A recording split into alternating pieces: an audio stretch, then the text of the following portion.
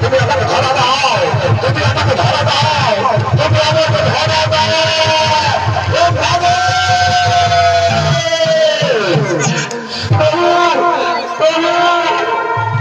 আমার পিতাকে ক্ষমা করুন প্রভু, আমার পিতাকে ক্ষমা করুন প্রভু, আমার পিতাকে ক্ষমা করুন।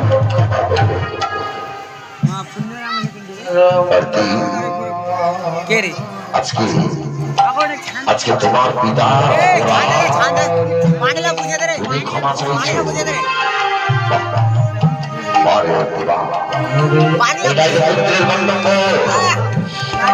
কোন পিতা যদি অপরাধ করে সেই অপরাধের শাস্তি করে দেয়, কোন পিতাকে শাস্তি পেতে দেয় না। এটাই পুত্রের কর্তব্য।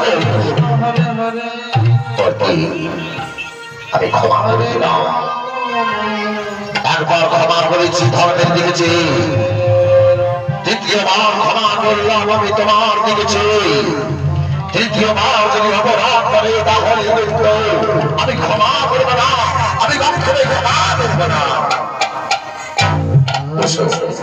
সবাই বসো, আবার সবাই বসলে